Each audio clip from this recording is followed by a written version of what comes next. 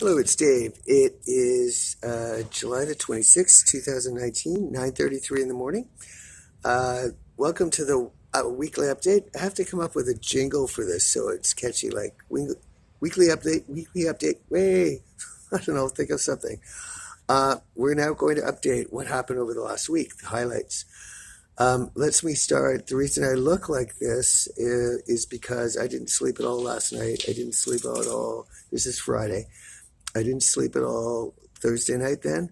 I didn't sleep at all Wednesday night. And Tuesday night, I slept for about 2 to 3 hours. I just can't sleep outside anymore on the street. I'm not comfortable. So I just don't end up sleeping.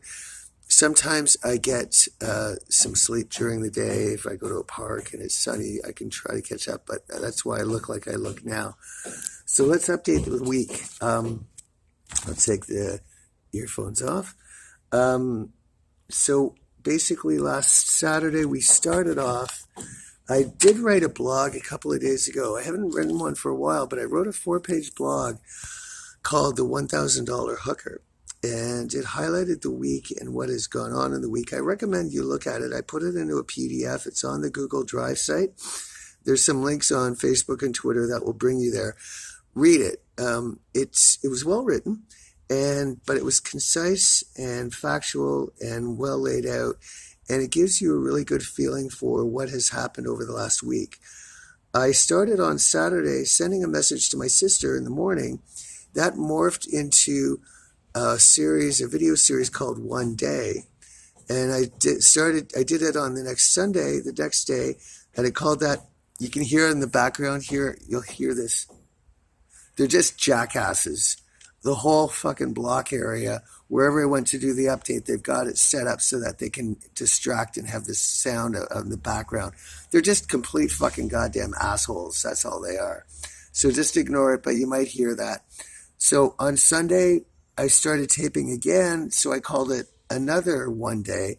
And then on Monday, we did it again. So there's a 3-day series. The really good thing is that it shows you what hell life is like here every day. They couldn't resist. They're such cunts. Saturday morning, I had no asthma inhaler left, and I had no money because, if you recall, my locker was broken into at the Kitsilano Recreation Center, and all my money was stolen. My phone was stolen. My ID, the photocopied ID, they never did return the real ID. My driver's license and health card, all of that was stolen. So on Saturday, I had no money, so I just stand and beg for $18 for an asthma inhaler. So I got that, and Saturday afternoon, we found a dog. A man brought a dog into a Catholic church service. That was interesting. Sunday, basically, it was more of the same. I ended up having to beg for money again. Every day this week, I have to beg for money, or else I'm not going to eat.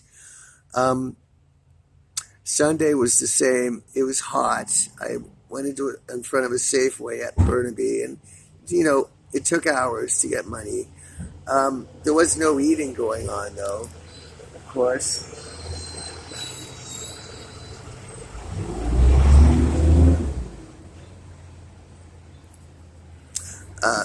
Yeah. So the real kicker was Monday. Monday started off with an attack by the RCMP again. As I was crossing East Hastings Street in Burnaby, I hadn't even reached halfway across the road before the RCMP had parked the car by the curb and started chasing me to ticket me for jaywalking. Really interesting. All of a sudden, I was in Starbucks begging for money for a coffee, and there were 4 RCMP officers there. And I asked the jackass, he was a clone, of course, what was going on. He said he called for backup. I have no weapons. I didn't even know the guy was there. I was in the Starbucks, and he was behind me before I even knew the cop was there. But he called for backup, so he needed 3 more cops to help him administer a $109 jaywalking ticket. Of course, $109. I told him promptly to go fuck himself, as I always do to these cops. But that was how Monday morning started. That was all done not only to fuck you and harass you, as they always do, but to get you not to be near Burnaby. The reason is that Burnaby has several exits that can get me out of here to freedom. The reason I say that is it ties together with, I found out that um, I started, eating cheese and pizza and not drinking water, only drinking Evian water. What the bastards did is they recalibrated the amount of pathogen that they put in Starbucks coffee. So anything benefit I was getting from the Evian water and the pizza and cheese and whatnot, they were countering with more pathogen in Starbucks coffee and doing that. Starbucks has now been drugged twice. Back in March, when I got a bad chest cold after being left outside every night in the winter to freeze outside in the cold every night while the aliens slept indoors, they dumped antibiotics into the Starbucks water and coffee. Now we've actually drugged the Starbucks coffee second time with this pathogen that reduces my eyesight. Um, what happened then on Monday afternoon was even more outrageous. I was in front of a Safeway in Kitsilano here trying to beg for more money. And a skit was set up where some guy offered to buy me some bit of food, which was nice. And it was set up that I would help him carry his stuff to his home, which is like a block away. And oh, by the way, he was hiring a $1,000 hooker to come over in an hour or two. Did I want to join him in a three-way? It wasn't even remotely tempting because why would I get involved in something so fraught with danger and risk? The interesting thing, though, is that the RCMP will blow $1,000 to get me to fuck a hooker, but it won't give me $10 to eat.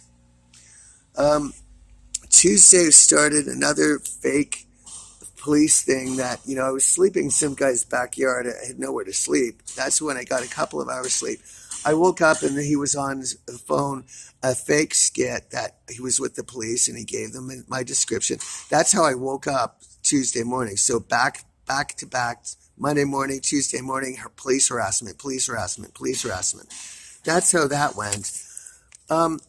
It was a hard week because I ended up begging and begging and begging.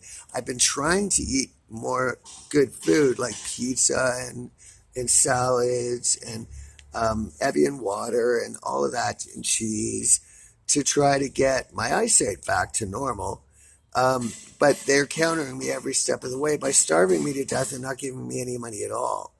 That climaxed on Wednesday. It was a horrific week, and Wednesday was the most horrific day because they would not give me a dime to buy any food or get any water. So I had something to eat. I think I had a muffin at 6:30 in the morning. That was all I had all day and evening.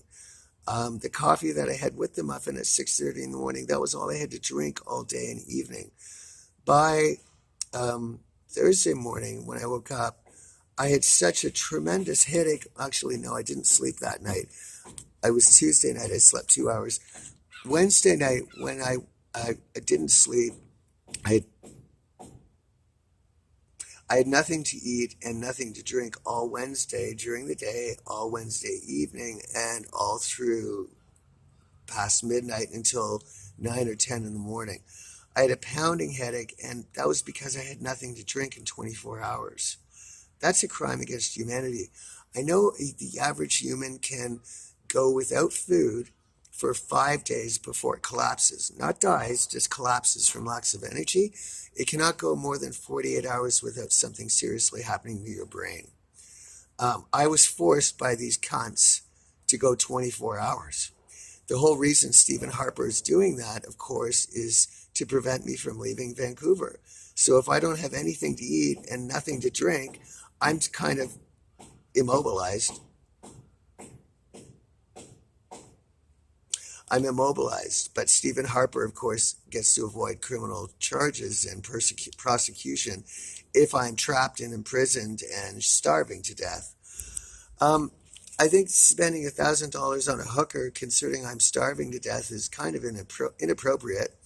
I also am really not interested in a bunch of non-human, cockless, cuntless insects sitting watching me fuck a hooker. That really isn't my cup of tea. Um, it's been a bad week. I'm exhausted. I look exhausted. I am exhausted. I did get $5 yesterday finally to get a pair of jeans that didn't have blood on them. The blood was, of course, from 2 weeks ago when I was assaulted twice on the Sunday night. Absolutely nothing was done about that. No one investigated. No one asked any questions. The one detail about that assault, the two of them, is that two Vancouver police cars drove by. I flagged them down, but they just ignored me and kept going by. That was right after I was physically assaulted. But we did get some pants. I wanted to get some Tuesday, but I couldn't get the $5 to buy them. Said I couldn't get them Wednesday, but finally yesterday, Thursday, I got $5, so I was able to buy another pair of jeans and throw out the ones with all the blood all over them. We're headed for a major catastrophe. If you remember when I was at the Kitsilano Recreation Center, my bank card was stolen with all my money and everything else. They, of course, have not returned the bank card because that's another way to trap you. If you don't have any money, then you're supposedly their slave, they believe. They haven't returned my bank card. I am hoping to get one today, and that will allow me to get the money. I get pension money deposited tonight. And so if that doesn't happen, everyone needs to be prepared that a major crisis will start right immediately. I did send President Trump an ultimatum a week and a half ago saying, please help me immediately or I'll be dead. He hasn't done anything. I had to send another one 2 or 3 days ago full of expletives because nobody is doing anything to help me. I mean, I went all day Wednesday with nothing to eat and nothing to drink. It's summertime. It's hot. Not a goddamn person did anything about that. So I sent him another, tweet or so saying, get off your fucking ass, Trump, and do something. The reason I can do that, it might seem a little outrageous, but it's not. On April the 25th, I believe, 2017, I tried to flee Canada and enter the United States as a political refugee, but they would not. The Department of Homeland Security said, because of all these fabricated criminal charges that cunt clone cops had made, that I was basically a criminal already, and I was forbidden entry to the United States. I also went on January the 7th or 11th, no, January 11th, 2018. I tried to cross over here to Point Robert, the Point Robert entry into the United States, and I was also refused. The point being, if the United States had given me a political asylum, then I wouldn't have been sexually mutilated. I wouldn't be starving to death. I wouldn't have been harassed and cajoled every day. And there wouldn't have been several murder attempts on my life. If the United States government had given me political freedom, I would be free and maybe not dying. So they are involved. They specifically acted in a way that they knew what was going on here, and they shoved me back into a satanic Nazi state where I was enemy number one. So they sent me back here to be tortured and murdered. So I do have some leeway to call Trump certain things and say, if you don't get off your ass and do something, I'm going to be dead soon. Because it was his administration and his Department of Homeland Security that refused me entry into the United States. I worked in New York City for several months. There's probably over 150 entries into the United States I've made in my life. There is no criminal record in the United States. There's no charges pending, but yet I was denied access. I was denied entry twice with no valid reason. So the United States is partly responsible for the suffering that I've gone through and the multiple attempts at murder. Where we are now, I'll take off my shirt so you can see my body again after being starved so much. Where we are now is these jackasses are on this plane that they think that I'm going to be staying here. I'm sending a warning to everyone. Within the next 100 hours, I will be leaving Vancouver and not coming back. if the cunt clone cops, well, the insect cops, want to shoot me or imprison me, go right ahead. I'm not coming back. You can take your fucking little satanic Nazi shithole here and shove it up your ass. I have no interest in being here. You drugged me with the date rape drug and kidnapped me and imprisoned me. That's your problem, not mine. I'm trying to shove as much food in my mouth as I can, like pizza or whatever, if I get any money, so that I can see. Now that I've started eating this stuff again, now that I knew that they were recalibrating and dumping extra stuff in Starbucks so I couldn't see, I'm starting to see the flakes in the sky again. Not only are they poisoning the water, they're poisoning the air, too. I haven't seen the pig pens or the Caspers yet, but once I get some money and I can fully control what I eat and drink, that should soon follow. I'm trying to keep this relatively quick. We're at 15 minutes. So this is the point, of course, where I take off my shirt so you can see my emaciated body. So I'll make sure that you can see it. Fuck you. Fuck you. So, this is what I look like now. Not much great improvement. I wouldn't really say that this is a healthy adult male body. This looks more like a Holocaust, which is basically what I've been through. That's pretty disgusting there. The bones, you can see them all here. This is just not, I'm just going to try to walk here. This is just not, this is just nothing to write home about. The eczema is still a problem here, here. It's not as bad, but it's still a problem. I'd like to drop my pants if I could because I've lost so much weight. My ass has disappeared. It's just hanging. It's like I'm 90 years old and there's just all this flesh just hanging. It's disgusting.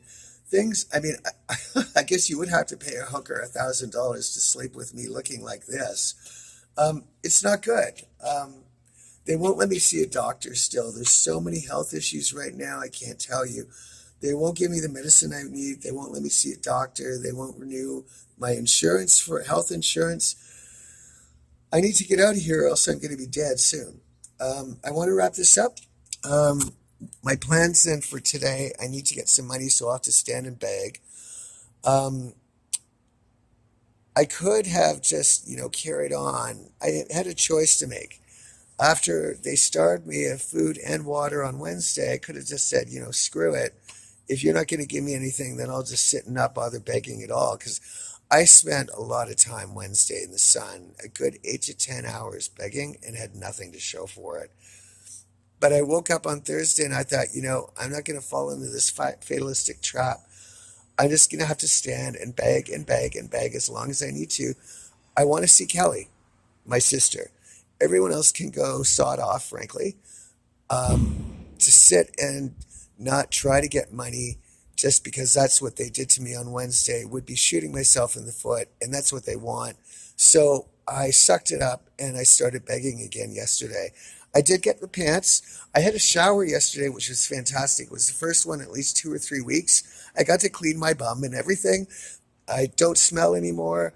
I got in the new jeans, so I don't have blood. They smelled as well.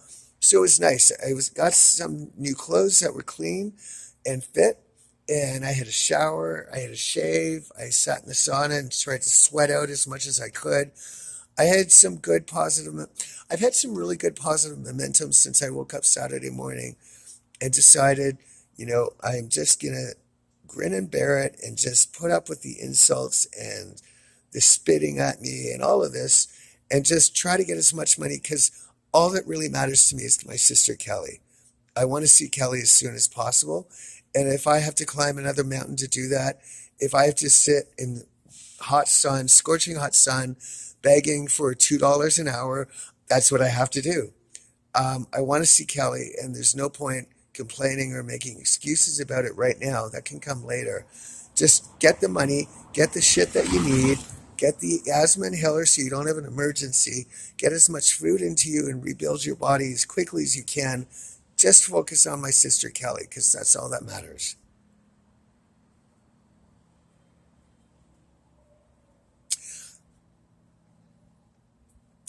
I love you, Kelly. I miss you, and I'm trying to get to see you as soon as I can. That's today's weekly update. Have a good weekend.